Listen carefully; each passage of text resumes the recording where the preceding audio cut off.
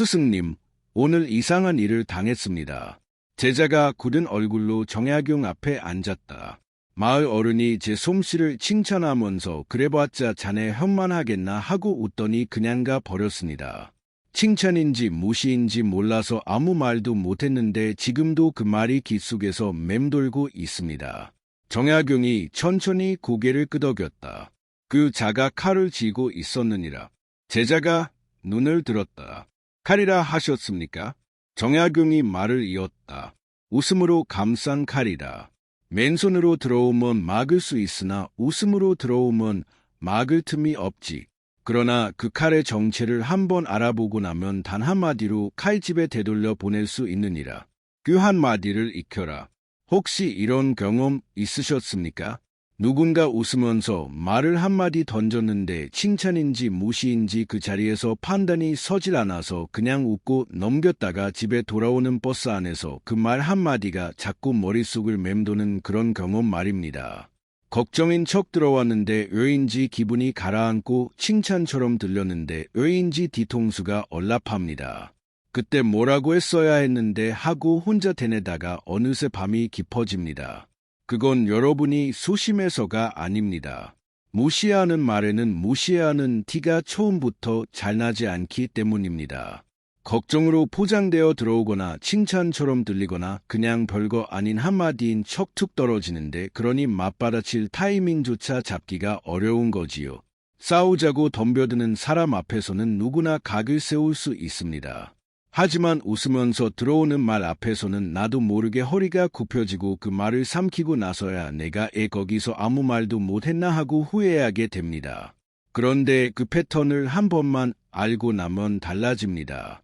목소리를 높이지 않아도 되고 얼굴을 붉히지 않아도 됩니다.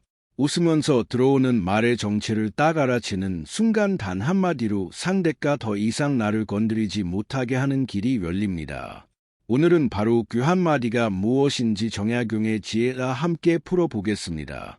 끝까지 함께해 주십시오. 복잡한 인연에 지친 여러분을 위한 곳 어른의 통찰입니다. 정약용의 지혜로 인간관계가 편해지는 법을 구독과 좋아요로 계속 받아보세요. 첫째, 칭찬인 척 깎아내리는 말을 계속 듣다 보면 내가 진짜 그런 사람인 줄 알게 된다.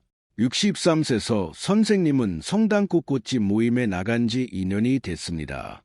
처음에는 아는 얼굴이 없어서 어색했는데 한 달쯤 지나니까 자연스럽게 자리가 생겼고 그중에 윤 씨와 특히 자주부터 앉게 됐지요. 나이도 2살 차이밖에 안 나고 사는 동네도 비슷해서 모임이 끝나면 같이 버스를 타고 돌아오는 사이가 됐습니다. 윤 씨는 말이 많은 사람이었습니다. 분위기를 잘 띄우고 웃음도 많아서 모임에서 인기가 있었지요. 선생님은 그런 윤 씨가 처음엔 좋았습니다. 그런데 시간이 지나면서 뭔가 이상하다는 느낌이 쌓이기 시작했습니다. 어느 날 선생님이 꽃꽂이 작품을 완성하고 나서 선생님한테 칭찬을 받았습니다. 옆에 있던 윤 씨가 웃으며 말했지요. 선생님은 손재주가 있어요. 근데 너무 조심스럽게 하는 게 좀 아쉽지 않아요? 좀 더 대담하게 표현하면 훨씬 나을 텐데. 칭찬으로 시작했는데 끝이 이상했습니다. 선생님이 웃으며 그런가요? 하고 넘겼는데 그 말이 집에 오는 버스 안에서 자꾸 떠올랐습니다. 내가 조심스러운 사람인가? 내 작품이 부족한 건가? 다음 주에는 선생님이 모임에서 있었던 이야기를 꺼냈습니다. 윤 씨가 맞장구를 치다가 슬쩍 한마디를 얹었습니다. 선생님은 항상 그렇게 말을 돌려서 하더라고. 그냥 직접 말하면 될 텐데 웃으면서 하는 말이었습니다. 그런데서 선생님은 또 뭔가 찔리는 느낌이 들었지요. 내가 말을 돌려서 하나 그런 사람인가? 그 뒤로도 비슷한 일이 반복됐습니다. 선생님은 꼼꼼한데 가끔 너무 느려요. 선생님은 마음이 좋은데 좀 단순한 구석이 있어요. 매번 칭찬이 먼저 나왔고 매번 그 뒤에 한마디가 붙었습니다. 하나하나는 다 작은 말이었는데 그 말들이 쌓이면서 선생님 안에 이상한 일이 벌어지기 시작했습니다. 꽃꽂이를 할 때 자꾸 윤 씨 눈치를 보게 됐고 모임에서 이야기를 꺼낼 때도 이걸 말하면 또 뭐라고 할까 하는 생각이 먼저 들었습니다. 자기 자신이 자꾸 작아지는 느낌이었지요. 심리학에서는 이런 방식을 백핸드 칭찬이라고 부릅니다. 칭찬의 형식을 빌리되 그 안에 상대를 깎아내리는 말을 끼워 넣는 방식이지요. 이게 단순한 비판보다 훨씬 더 깊이 파고드는 이유가 있습니다. 직접적인 비난은 듣는 순간 방어 본능이 작동합니다. 그건 아니에요 하고 반박할 여지가 생기지요. 그런데 칭찬으로 포장된 말은 방어막을 통과합니다. 칭찬을 들었으니 기분이 나쁘면 안 될 것 같고 기분이 나쁘다고 말하면 칭찬해 줬는데 그래 하는 소리를 들을 것 같으니까요. 그래서 그 말을 그냥 삼키게 됩니다. 그런데 삼킨 말은 사라지지 않습니다. 내 안에서 천천히 자리를 잡습니다. 나는 조심스러운 사람이구나. 나는 말을 돌려서 하는 사람이구나. 처음에는 그 사람의 평가였던 것이 어느 순간 내 자신에 대한 생각이 되어 버리는 거지요. 심리학에서는 이것을 내면화라고 부릅니다. 반복적으로 들은 말이 자기 인식으로 굳어지는 현상입니다. 특히 나이가 들수록 오랜 관계 안에서 반복적으로 들어온 말은 더 깊이 새겨지는 경향이 있습니다. 그렇다면서 선생님은 실제로 조심스러운 사람일까요? 말을 돌려서 하는 사람일까요? 사실 그 답은 윤 씨가 결정할 수 있는 게 아닙니다. 윤 씨가 그렇게 말한 건 서 선생님을 정확히 분석해서가 아닐 가능성이 높습니다. 심리학에서는 타인의 장점 뒤에 흠을 붙이는 습관을 가진 사람들이 대개 자기 자신에 대한 불만족이 높다고 설명합니다. 상대가 칭찬받는 순간 자기도 모르게 그 빛을 희석시키려는 무의식적 반응이 나오는 거지요. 쉽게 말하면 내가 인정받지 못하는 것이 불편하니까 상대의 인정을 조금씩 깎아두는 겁니다. 그러니까 그 말은 서 선생님에 대한 평가가 아니었습니다. 윤 씨 안에 있는 무언가가 밖으로 흘러나온 것이었지요.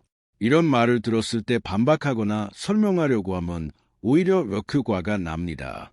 칭찬해 줬는데 그래 하는 구도가 만들어지면서 내가 예민한 사람이 되어 버리거든요.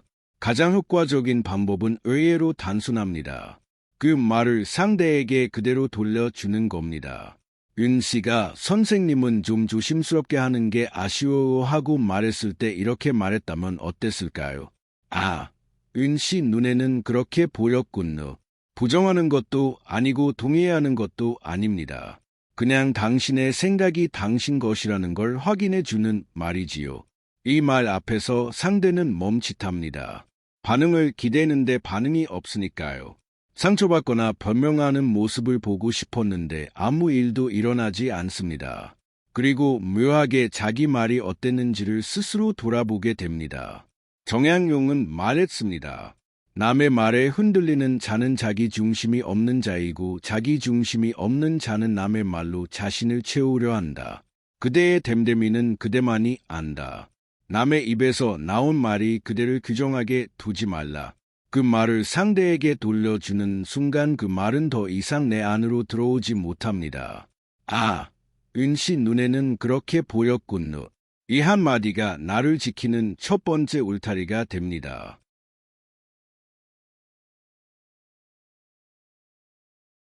칭찬인 척 들어오는 칼은 이렇게 칼집으로 돌려보내면 됩니다. 둘째, 내 말을 끝까지 듣지 않고 자기 말만 하는 사람이 무의식적으로 보내는 신호. 67세조 선생님은 백화점 문화센터 수채화 수업을 들은 지 1년이 넘었습니다. 매주 화요일 오전 10시에 시작하는 수업이라 일찍 나와서 자리를 잡고 앉아있으면 하나둘 얼굴이 들어오는데 그중에 늘 제일 늦게 들어오면서도 제일 먼저 말문을 여는 사람이 있었습니다. 같은 수업을 듣는 노였지요. 모 씨는 에너지가 넘치는 사람이었습니다. 수업 전에도 수업 후에도 늘 이야기가 끊이지 않았습니다. 처음에는 그게 좋았습니다. 수업 분위기가 활기차 보였으니까요. 그런데 조 선생님이 조금씩 불편해지기 시작한 건 노 씨와 1대1로 이야기를 나누면서부터였습니다. 수업이 끝나고 강의실람 로비에서 노 씨와 나란히 앉아 있었습니다. 조 선생님이 요즘 손녀가 유치원에 들어갔는데 적응을 잘못한다고 걱정이 돼서 하고 말을 꺼냈지요. 그런데 노가 말이 끝나기도 전에 바로 치고 들어왔습니다. 아, 저희 손자가 말이에요. 작년에 초등학교 들어갈 때 얼마나 힘들었는지 몰라요. 담임 선생님이 어찌나 무심하던지 그러면서 한참을 손자 이야기를 했습니다. 조 선생님은 고개를 끄덕이며 듣다가 그런가요 하고 짧게 받았는데 노는 그걸 신호로 받아들이고 이야기를 계속 이어갔습니다.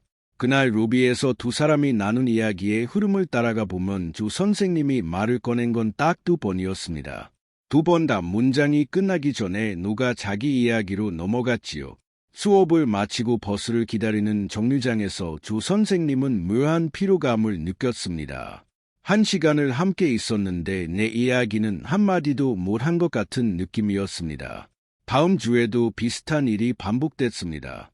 조 선생님이 남편 건강검진 결과가 좀 걱정된다고 했더니 노가 아이고 건강검진이요 하면서 자기 남편이 작년에 대장내시경에서 음종이 나왔던 이야기를 꺼냈습니다. 조 선생님의 걱정은 노 씨의 이야기 속으로 사라져 버렸지요. 한 번은 조 선생님이 수채화 그리다가 색이 마음대로 안 된다고 살짝 투덜거렸습니다. 노 씨가 맞아요 하고 봤더니 자기는 처음에 유화를 배웠는데 그때 선생님이 어떠했고 물감이 어떠했고 하는 이야기로 훌쩍 넘어갔습니다. 조 선생님이 어느 날 문득 깨달은 것이 있었습니다. 노 씨와 1시간은 함께 있고 나면 노 씨에 대해서는 많이 알게 되는데 정작 노는 조 선생님에 대해 아는 게 없다는 거였습니다. 한 번도 제대로 물어본 적이 없으니까요. 손녀는 유치원에 잘 적응했어요. 남편 검진 결과는 괜찮았어요. 이런 말을 들어본 적이 없었습니다. 심리학에서는 대화 중 상대의 말을 끊고 자기 이야기로 넘어가는 패턴을 대화 가로채기라고 부릅니다. 이런 패턴을 반복하는 사람들의 심리 구조를 살펴보면 흥미로운 공통점이 있습니다. 이 사람들이 나쁜 의도를 가지고 있는 경우는 생각보다 많지 않습니다. 대부분은 자기도 모르게 그렇게 합니다. 상대의 말이 자기 기억을 자극하고 그 기억이 워낙 강하게 올라와서 말이 먼저 나와 버리는 거지요. 그런데 문제는 이게 습관이 되면 상대방이 무의식적으로 받아들이는 신호가 있다는 겁니다. 내 이야기는 내 이야기만큼 중요하지 않다는 신호입니다. 물론 그 사람은 그런 뜻으로 한 게 아닐 수 있습니다. 하지만 반복적으로 말이 끊기는 경험을 하다 보면 나도 모르게 이 사람 앞에서는 말을 꺼내도 소용없다는 생각이 자리를 잡습니다. 그러면서 점점 먼저 말을 꺼내지 않게 되지요. 더 주목해야 할 것이 있습니다. 노 씨처럼 대화를 가로채는 사람들은 대개 자기 이야기를 들어줄 사람이 필요한 상태인 경우가 많습니다. 외로움이 크거나 자기 존재를 확인받고 싶은 욕구가 강할 때 이런 패턴이 두드러집니다. 내 이야기를 들어주세요 하고 직접 말하지 못하니까 상대의 말을 발판 삼아 자기 이야기로 넘어가는 겁니다. 그러니까 노의 행동은 조 선생님을 무시해서가 아니라 자기 안이 많이 허전한 상태라는 신호일 수 있습니다. 그렇다고 해서 계속 그 허전함을 채워줘야 할 의무는 없습니다. 이런 관계에서 내가 할 수 있는 가장 자연스러운 방법은 말을 끊기 전에 먼저 매듭을 짓는 겁니다. 노가 치고 들어오려는 기미가 보이는 순간 이야기를 마무리하면서 그런데 노는 어떻게 생각하세요 하고 질문을 건네는 거지요. 이렇게 하면 두 가지가 생깁니다. 내 이야기를 끝까지 마칠 수 있고 상대에게도 말할 공간을 주면서 대화의 주도권이 내게 남습니다. 한 번만 써보시면 압니다.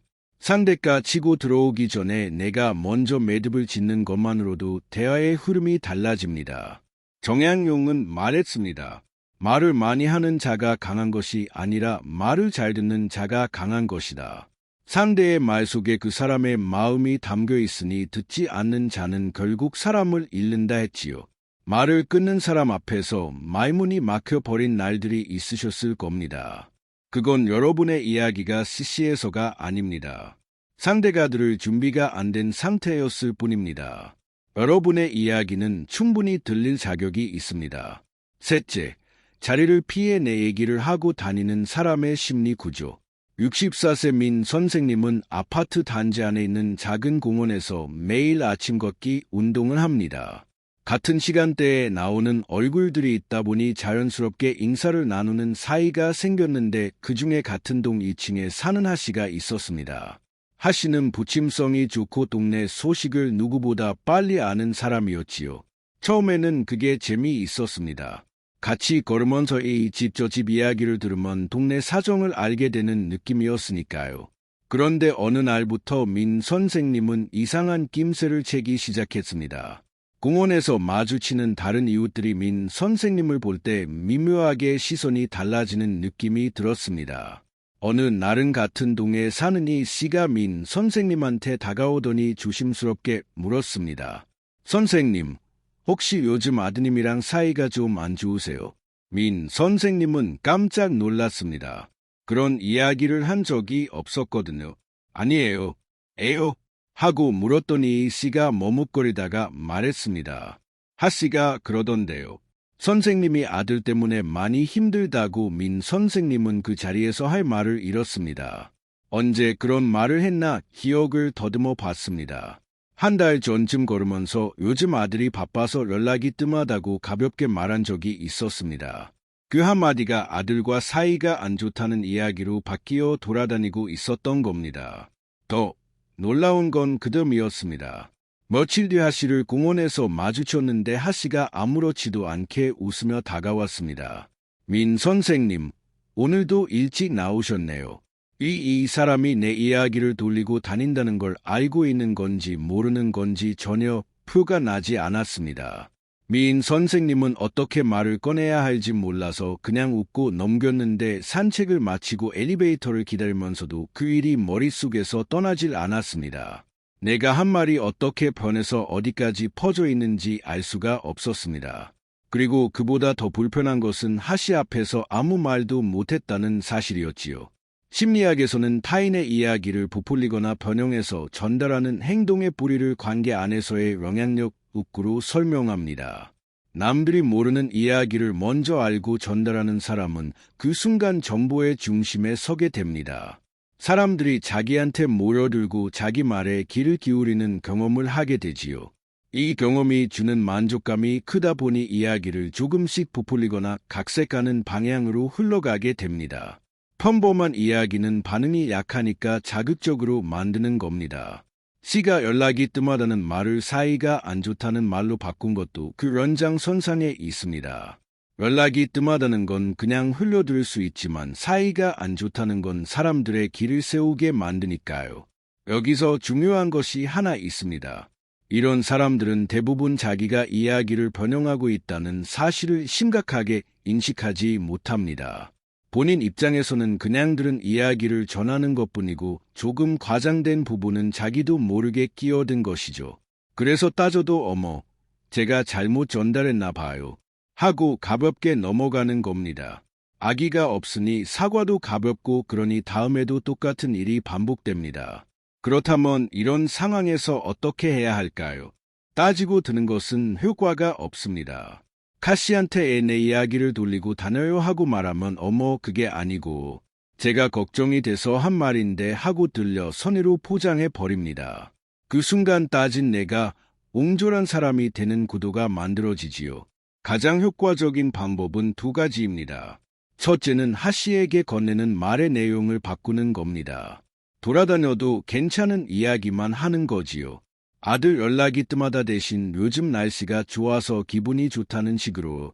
둘째는 이미 퍼진 이야기에 대해서는 만나는 사람마다 조용히 사실을 바로잡는 겁니다. 이 씨한테 하신 것처럼요. 아니에요. 그렇지 않아요. 하고 담담하게 말하는 것만으로도 이야기의 확산을 막을 수 있습니다. 해명이 아니라 정정입니다. 길게 설명하지 않아도 됩니다. 짧고 분명하게 사실만 말하면 됩니다. 정약용은 말했습니다. 말이 입을 떠난 순간 그것은 이미 내 것이 아니다. 그러므로 말을 내보내기 전에 그것이 어디까지 흘러갈지를 먼저 헤아려야 한다. 말을 가볍게 여기는 자와 가까이 하면 내 말도 가벼워지는 법이니 경계하라. 내 말이 내가 모르는 사이에 다른 모양으로 돌아다니는 경험은 참 불쾌합니다. 그런데 그 불쾌함을 따지는데 쓰는 것보다 앞으로 무엇을 말하고 무엇을 말하지 않을지를 가리는데 쓰는 것이 나를 더 잘 지켜줍니다. 모든 사람에게 모든 것을 말할 필요는 없습니다. 그 선택 자체가 나를 지키는 힘입니다. 넷째, 내 말에 토를 달고 틀렸다고 고치려 드는 사람이 실제로 두려워하는 것. 68세 남 선생님은 교회 성경 공부 모임에 10년 넘게 나가고 있습니다. 일주일에 한 번 모이는 자리라 얼굴을 익힌 사람들이 많았는데 그중에 같은 구역에 사는 봉씨가 있었습니다. 봉씨는 아는 것이 많은 사람이었습니다. 성경 구절도 잘 외우고 세상 돌아가는 이야기도 밝아서 모임에서 발언을 자주 했지요.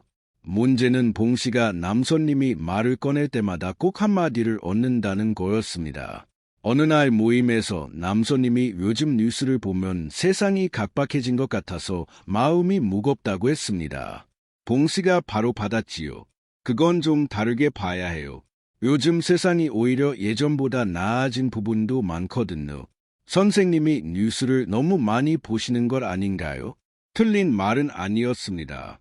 그런데 남 선생님이 하고 싶었던 말은 세상이 나빠졌다는 분석이 아니라 그냥 요즘 마음이 무겁다는 이야기였지요. 그 무거운 마음이 분석의 대상이 되어 버린 겁니다. 다음 주에는 남 선생님이 며느리가 해준 음식이 입에 잘 맞는다고 했습니다. 봉씨가 또 말했습니다. 그래도 며느리 음식이 짜지 않아요. 요즘 젊은 사람들은 간이 세더라고요. 저는 며느리 음식이 입에 안 맞던데 남 선생님이 맛있다고 한 음식이 어느새 짠 음식이 될 뻔한 순간이었습니다. 또 어느 날은 남 선생님이 손자랑 공원을 다녀왔는데 날씨가 참 좋았다고 했습니다. 봉씨가 고개를 가웃거리며 말했습니다. 어제요? 저는 어제 바람이 좀 세던데요. 공원이 어디예요? 거기는 좀 달랐나 보네요. 날씨까지 교정을 받은 겁니다. 남 선생님이 느끼는 불편함은 단순한 기분 문제가 아니었습니다. 무언가를 말할 때마다 그것이 옳은지 그런지 검토를 받는 느낌이었지요. 내가 한 말이 그냥 받아들여진 적이 없다는 느낌 말입니다. 어느 순간부터 모임 자리에서 입을 여는 횟수가 줄어들기 시작했습니다. 말을 꺼내도 어차피 교정당할 것 같은 느낌이 먼저 들었으니까요. 심리학에서는 상대의 말에 습관적으로 반론을 제기하거나 교정하려는 행동을 우월감 유지 전략이라고 설명합니다. 겉으로는 정확한 정보를 전달하거나 상대를 돕는 것처럼 보이지만 그 안에는 내가 더 많이 알고 있다는 것을 확인받고 싶은 욕구가 깔려 있습니다. 그런데 이 욕구가 왜 생기느냐 하면 역설적이게도 자기 자신이 충분히 인정받지 못한다는 불안감에서 비롯되는 경우가 많습니다. 내가 인정받기 위해 상대를 조금씩 낮추는 방식을 무의식적으로 택하는 거지요. 봉씨가 남 선생님의 말마다 토를 단 것은 남 선생님이 틀려서가 아니었습니다. 봉씨 안에 내가 이 자리에서 가장 잘 알고 있어야 한다는 긴장감이 있었기 때문입니다. 그 긴장감이 남선님의 말이 나올 때마다 반사적으로 반론의 형태로 튀어나온 거지요. 그러니까 봉씨의 교정은 남 선생님의 말에 대한 평가가 아니라 봉씨 자신의 불안이 밖으로 나온 것이었습니다. 이런 사람 앞에서 마치면 어떻게 될까요? 그건 제가 느끼기엔 그렇지 않았는데요. 하고 말하는 순간 봉씨의 방어 본능이 작동합니다. 더 강하게 자기 말이 맞다고 밀어붙이게 되지요. 토론이 되어 버리는 겁니다. 그렇다고 매번 그렇군요 하고 넘어가면 내 말이 매번 교정당하는 구도가 굳어집니다. 가장 효과적인 방법은 상대의 말을 받되 내 말을 거두지 않는 겁니다. 봉씨가 어제 바람이 세지 않았냐고 했을 때 남 선생님이 이렇게 말했다면 어땠을까요? 봉씨는 그렇게 느끼셨군요. 저는 참 좋더라고. 부정하는 것도 아니고 양보하는 것도 아닙니다. 봉씨의 경험은 봉씨 것이고 내 경험은 내 것이라는 걸 조용히 선언하는 말이지요. 이 말 앞에서는 더 이상 교정할 여지가 없어집니다. 틀린 것을 고치는 게 아니라 서로 다른 경험을 나누는 자리가 되어 버리니까요. 정약용은 말했습니다. 자기가 옳다고 우기는 자를 이기려 하지 말라. 이기려 할수록 그 자는 더 강하게 버티느니라. 다만 그대의 자리를 지키면 된다. 흔들리지 않는 것이 이기는 것이다. 말할 때마다 교정을 받아온 날들이 있으셨을 겁니다. 그건 여러분이 틀려서가 아닙니다. 상대가 자기 자신을 증명하느라 바빴던 것이지요. 봉씨는 그렇게 느끼셨군요. 저는 참 좋더라고. 이 한마디가 내 경험을 지키는 울타리가 됩니다. 다섯째, 모임에서 나만 빼고 이야기가 진행될 때 소외감을 느끼는 이후 62세 펀 선생님은 탁구장에서 알게 된 사람들과 1년 넘게 어울려 왔습니다. 일주일에 2번 만나는 사이라 얼굴을 익힌 지는 꽤 됐지요. 5명이 함께 운동하고 나서 탁구장 앞에서 음료를 마시며 담소를 나누는 게 모임의 루틴이었습니다. 처음에는 아무 문제가 없었습니다. 그런데 어느 날부터 펀 선생님은 이상한 느낌을 받기 시작했습니다. 카페에 앉아서 이야기가 오가는데 펀 선생님이 말을 꺼내려 하면 대화가 이미 다른 방향으로 흘러가 있는 겁니다. 펀 선생님이 요즘 날씨가 좋다고 했는데 아무도 받지 않고 다른 사람이 꺼낸 주말 약속 이야기로 넘어갔습니다. 선생님이 탁구 칠 때 새로 배운 기술 이야기를 꺼냈는데 한 명이 잠깐 웃고 말더니 다른 사람 이야기로 넘어갔지요. 처음에는 그냥 타이밍이 안 맞았나 보다 했습니다. 그런데 며칠 뒤에도 비슷한 일이 반복됐습니다. 다른 사람들이 하는 이야기에는 다들 맞장구를 치고 웃고 질문도 하는데 펀 선생님이 말을 꺼내면 반응이 짧게 끝나고 금세 다른 이야기로 넘어갔습니다. 눈에 띄게 무시하는 것도 아니었습니다. 그냥 펀 선생님의 말이 대화의 흐름 안으로 들어오지 못하는 느낌이었지요. 어느 날은 모임이 끝나고 나서 단체 카톡방에 다음 주 약속을 잡는 이야기가 오습니다. 4명이 서로 날짜를 맞추는 대화가 한참 이어졌는데 펀 선생님한테는 아무도 언제 되냐고 묻지 않았습니다. 펀 선생님이 저는 목요일이 좋은데요 하고 끼어들었더니 그래요 하고 짧게 받고는 자신의 먼 길이 날짜를 맞췄습니다. 결국 펀 선생님이 괜찮은 날로 정해졌습니다. 탁구장에서 집으로 돌아오는 길에 펀 선생님은 내가 저 모임에서 있는 건지 없는 건지 모르겠다는 생각이 들었습니다. 내가 뭘 잘못한 건가? 내가 말을 이상하게 하는 건가? 혼자 자책하다가 또 이런 생각도 들었습니다. 그냥 내가 예민한 건가? 심리학에서는 집단 안에서 특정 구성원의 말이 반복적으로 흘려지는 현상을 주변화라고 부릅니다. 이 현상이 무서운 건 대부분 의도적으로 이루어지지 않는다는 겁니다. 누군가 펀 선생님을 빼자고 결정한 게 아닙니다. 집단 안에서 자연스럽게 형성된 중심 멤버와 주변 멤버의 구분이 굳어지면서 중심 멤버들끼리 대화가 흘러가는 패턴이 만들어진 거지요. 처음에는 아주 작은 차이에서 시작됩니다. 누군가의 말에 반응이 조금 더 활발하고 누군가의 말에는 반응이 조금 짧은 것이 반복되면서 그 차이가 점점 굳어집니다. 나중에는 중심 멤버들도 의식하지 못한 채 자연스럽게 그 패턴대로 움직이게 되지요. 그렇다면 펀 선생님이 뭘 잘못한 걸까요? 꼭 그렇지는 않습니다. 주변화는 잘못이 있어서 생기는 게 아니라 관계의 흐름이 굳어지면서 생기는 경우가 더 많습니다. 첫 만남에서 어떤 이유로든 대화의 흐름이 한 방향으로 형성되면 그게 패턴이 되어 버리는 거지요. 문제는 이 패턴이 한번 굳어지면 안에서는 잘 보이지 않는다는 겁니다. 중심 멤버들은 자기들이 누군가를 수혜시키고 있다는 걸 인식하지 못합니다. 그냥 펀한 사람들끼리 이야기가 자연스럽게 흐른다고 느낄 뿐이지요. 이런 상황에서 가장 흔하게 하는 실수가 있습니다. 더 열심히 맞추려고 하는 겁니다. 더 많이 웃고 더 많이 맞장구를 치고 더 많이 먼저 말을 거는 거지요. 그런데 이 방법은 오히려 역효과가 납니다. 이미 굳어진 패턴 안에서 더 열심히 움직이면 상대는 그 노력을 알아채지 못하고 나만 더 지치게 됩니다. 가장 효과적인 방법은 대화의 흐름을 내가 만드는 겁니다. 상대의 반응을 기다리지 않고 내가 먼저 질문을 던지는 거지요. 선생님이 요즘 날씨가 좋다고 말하고 반응을 기다리는 대신 날씨가 좋은데 이번 주말에 뭐 하실 거예요 하고 바로 질문을 얻는 겁니다. 질문은 대화의 흐름을 만듭니다.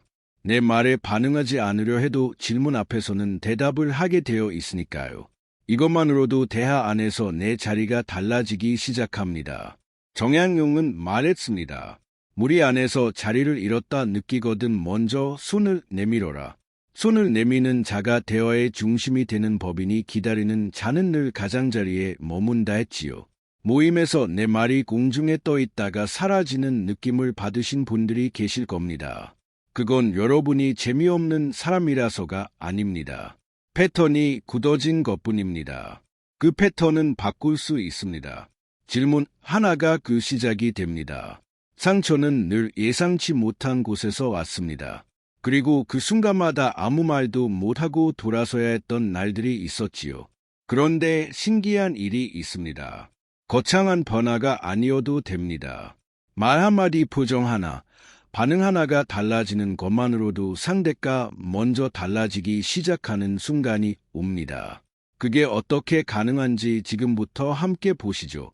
여섯째, 말 한마디가 바뀌었을 뿐인데 상대의 태도가 달라지기 시작한 이유. 69세 국 선생님은 성당 레지오 모임에서 10년 넘게 함께한 사람들과 매주 화요일 오후에 만납니다. 오랜 사이라 서로 살림 이야기도 하고 자녀 이야기도 편하게 나누는 자리였지요. 그 중에 진 씨는 국 선생님과 특히 가깝게 지내온 사이였습니다. 그런데 진 씨에게는 오래전부터 한 가지 패턴이 있었습니다. 국 선생님이 뭔가를 이야기하면 꼭 한마디를 보태는 패턴이었지요. 국 선생님이 며느리가 요리를 잘한다고 하면 진 씨가 그래도 시어머니 음식이 최고지하고 받았습니다. 국 선생님이 손자가 그림을 잘 그린다고 하면 진 씨가 요즘 애들은 다 잘하더라고 하고 받았지요. 칭찬을 희석시키는 말들이었습니다. 국 선생님은 오랜 사이라 그냥 넘겨왔습니다. 그런데 어느 날 국 선생님이 우연히 다른 방식으로 반응했고 그게 전부 바꿔 놓았습니다. 그날 모임이 끝나고 진 씨와 둘이 남아서 이야기를 나누는데 국 선생님이 큰아들이 회사에서 상을 받았다고 했습니다. 진 씨가 어머 하더니 요즘 회사산이 너무 많아서 별 의미가 없더라고요 하고 말했습니다. 평소 같으면 국 선생님이 그런가요 하고 넘겼을 겁니다. 그런데 그날은 왠지 그 말이 귀에 걸렸습니다. 국 선생님이 잠깐 진 씨를 바라보다가 조용히 말했지요.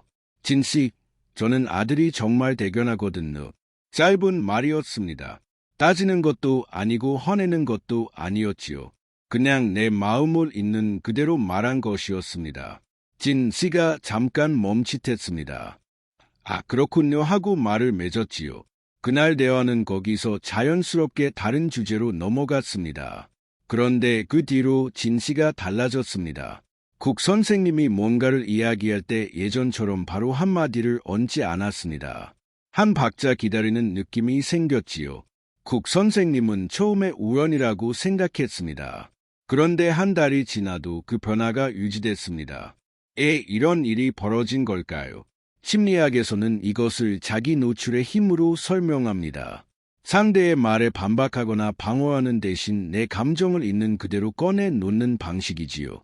저는 아들이 정말 대견하거든요라는 말은 진 씨의 말이 틀렸다고 하는 게 아닙니다. 그냥 내가 어떻게 느끼는지를 말한 것뿐입니다. 그런데 이 말이 상대에게 전달하는 메시지가 있습니다. 나는 내 감정을 스스로 알고 있고 그 감정을 지킬 준비가 되어 있다는 메시지입니다. 이 메시지 앞에서 상대는 자기 말이 통하지 않는다는 것을 느끼게 됩니다. 통하지 않는 말을 계속 던지는 것은 힘이 빠지는 일이지요. 그래서 자연스럽게 줄어드는 겁니다. 여기서 중요한 것이 있습니다. 이 말을 할 때 상대를 탓하는 뉘앙스가 들어가면 안 됩니다. 진 씨가 그런 말을 해요가 아니라 저는 이렇게 느껴요가 핵심입니다. 상대의 행동을 지적하는 것이 아니라 내 감정의 중심을 선언하는 것이지요. 이 차이가 관계를 지키면서도 나를 지키는 갈림길이 됩니다. 국 선생님이 나중에 이런 말을 했습니다. 이상하게 그 한마디를 하고 나서 진 씨를 만나는 게 편해졌어요. 예전에는 뭔가를 이야기하면 또 뭐라고 할까 하는 생각이 먼저 들었는데 이제는 그냥 하고 싶은 말을 하게 되더라고요. 정약용은 말했습니다. 자기 마음을 아는 자는 남의 말에 흔들리지 않는다. 내가 무엇을 소중히 여기는지 분명히 알고 있으면 그것을 건드리는 말이 들어올 자리가 없느니라. 말 한마디가 바뀌었을 뿐인데 관계가 달라지기 시작했습니다. 그 한마디는 거창한 것이 아닙니다. 저는 이렇게 느껴요. 저는 이게 좋거든요. 저는 이 사람이 대견해요.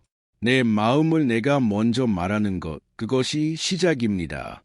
일곱째, 칭찬받을 때 어색하고 비판받을 때 무너지는 이유. 68세 황 선생님은 복지관 노래 교실에서 3년째 강사를 맡고 있습니다.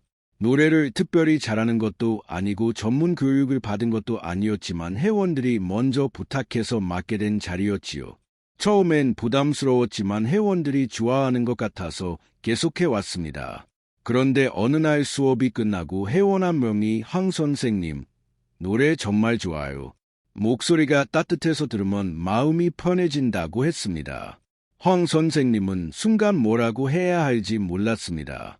에이, 별 말씀으로 저야 그냥 하는 건데요 하고 손을 저었지요. 칭찬해준 회원이 웃으며 자리를 떴고 황 선생님은 혼자 남아서 이상한 기분을 느꼈습니다. 누가 좋다고 했는데 이렇게 불편하지? 그런 생각이 들었습니다. 반대 상황도 있었습니다. 멋주디 다른 회원이 요즘 곡 선택이 좀 아쉬운 것 같아요. 연령대에 안 맞는 곡들이 많아서요. 하고 말했습니다. 가볍게 한 말이었는지 모르지만 황 선생님은 그날 저녁 내내 그 말이 맴돌았습니다. 내가 잘못하고 있는 건가? 역시 내가 맡으면 안 됐던 건 아닐까? 며칠째 수업 나가는 발걸음이 무거웠습니다. 칭찬에는 손을 젓고 비판에는 무너지는 이 패턴이 황 선생님만의 이야기가 아닙니다. 나이가 들수록 이 패턴이 더 뚜렷해지는 경우가 많습니다. 평생 자기보다 남을 먼저 생각하며 살아온 분들일수록 특히 그렇지요. 심리학에서는 칭찬을 받아들이지 못하는 현상을 긍정부인이라고 부릅니다.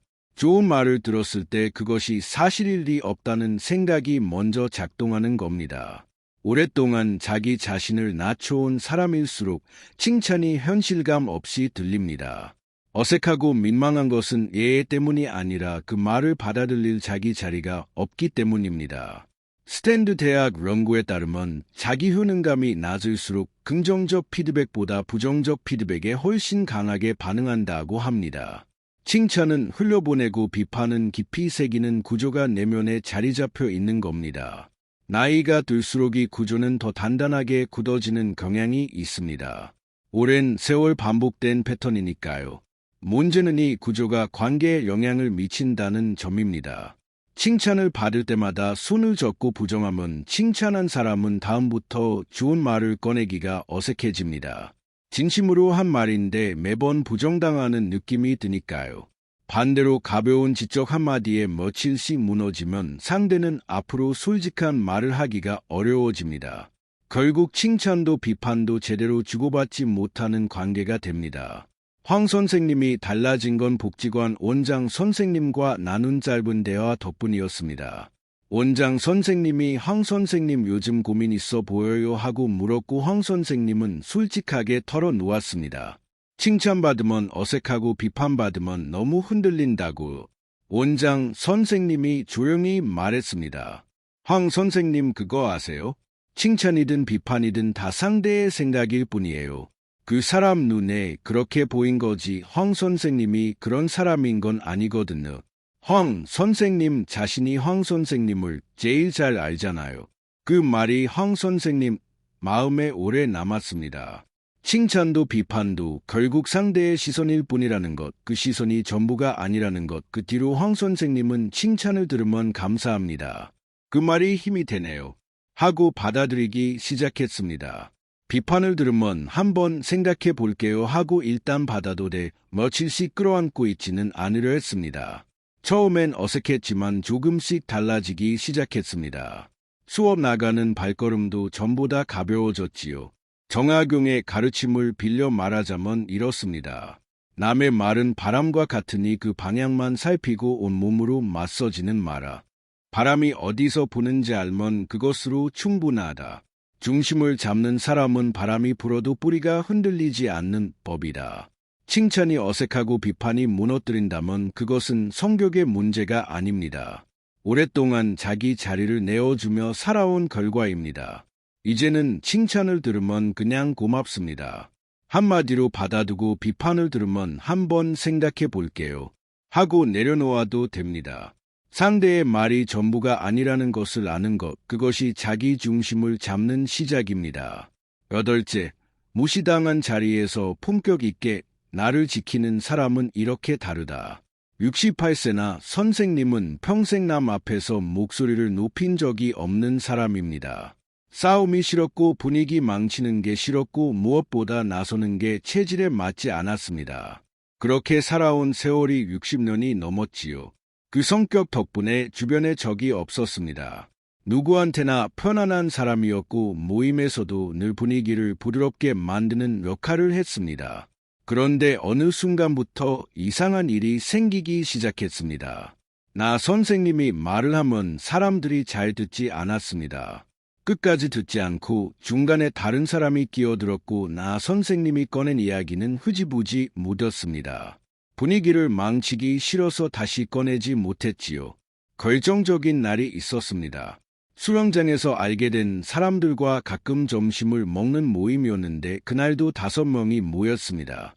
나 선생님이 최근에 다녀온 여행 이야기를 꺼냈습니다. 강원도 쪽의 단풍이 정말 좋더라고요 하고 말을 시작하는데 옆에 앉은 엄씨가 강원도.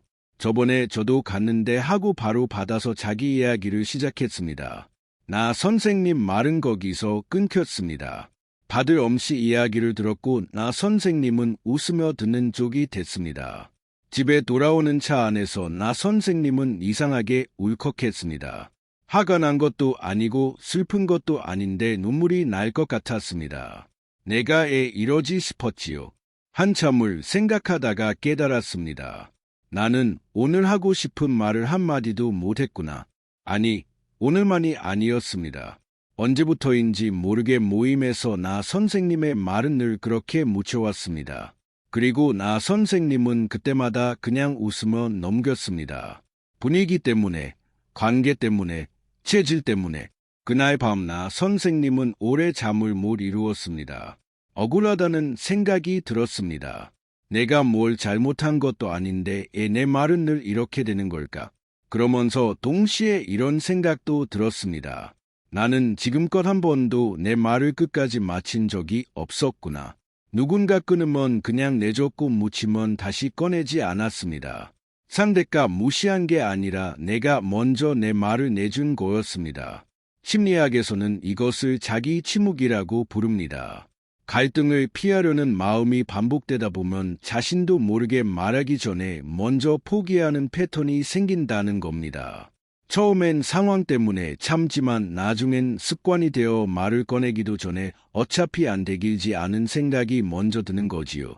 콜롬비아 대학 연구에 따르면 자기 침묵이 반복될수록 주변 사람들도 무의식적으로 그 사람의 말을 가볍게 여기게 된다고 합니다. 내가 내 말을 가볍게 대하면 상대도 그렇게 대하게 되는 겁니다. 나 선생님이 달라지기로 한 것은 기술을 배워서가 아니었습니다. 그냥 한 가지를 결심했습니다. 내 말은 내가 끝까지 마치겠다고. 다음 모임에서 나 선생님은 이야기를 꺼내다가 엄씨가 또 끼어들자 잠깐만요. 제 말이 아직 끝나지 않았어요 하고 말했습니다. 크게 말한 것도 아니었고 날카로운 말투도 아니었습니다. 그냥 담담하게 말했을 뿐이었지요. 순간 자리가 조용해졌습니다. 나 선생님은 하던 이야기를 마저 했습니다. 그날 이후 모임 분위기가 조금 달라졌습니다.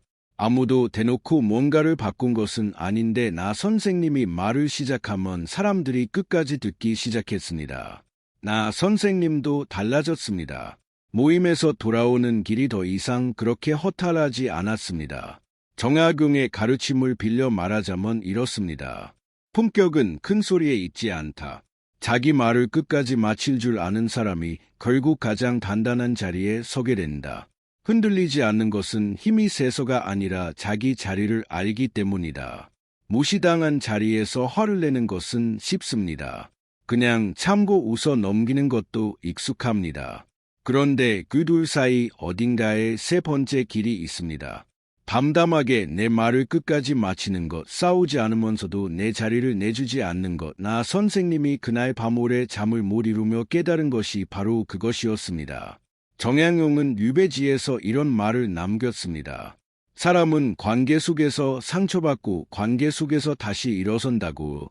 피할 수 없는 것이 사람이라면 그 사람을 읽는 눈을 가지는 것이 가장 현명한 길이라고 했습니다. 오늘 우리가 함께 본 이야기들이 그랬습니다. 칭찬인 척 깎아내리는 말을 반복하는 사람, 내 말을 끝까지 듣지 않는 사람, 자리를 비운 사이 내 이야기를 바꿔서 전하는 사람, 내 의견의 습관처럼 토를 다는 사람, 모임에서 나만 살짝 비교가는 자리를 만드는 사람. 이 패턴들은 낯선 것이 아닙니다. 우리가 살면서 한 번쯤은 겪었고 지금 이 순간에도 어딘가에서 겪고 있는 일들입니다. 그런데 오늘 이야기에서 달라진 사람들은 상대를 바꾸려 하지 않았습니다. 싸우지 않았습니다. 설득하려 하지 않았습니다. 그냥 자기 말을 끝까지 맞췄고 자기 감정을 있는 그대로 말했고 자기 자리를 조용히 지켰습니다. 그것만으로 상대가 달라지기 시작했습니다. 사람은 쉽게 바뀌지 않습니다. 그런데 내가 달라지면 상대가 나를 대하는 방식이 달라집니다. 그게 관계의 신기한 점입니다. 오랫동안 참아오셨을 겁니다. 분위기 때문에, 관계 때문에, 체질 때문에 그렇게 살아오신 것만으로도 충분히 애쓰셨습니다. 이제는 조금 달라도 됩니다. 내 말을 끝까지 맞춰도 됩니다. 칭찬을 받으면 그냥 고맙습니다. 하고 받아도 됩니다. 비판을 들으면 한번 생각해 볼게요 하고 내려놓아도 됩니다. 담담하게 잠깐만요 하고 말해도 됩니다. 그것이 품격입니다. 나이가 들어서 얻을 수 있는 가장 단단한 것입니다. 복잡한 인연에 지친 여러분을 위한 곳 어른의 통찰입니다. 정약용의 지혜로 인간관계가 편해지는 법을 구독과 좋아요로 계속 받아보세요. 오늘 이야기가 마음에 닿으셨다면 구독과 좋아요로 함께 해주세요. 혹시 이런 경험 있으셨나요? 댓글로 여러분의 이야기를 들려주세요.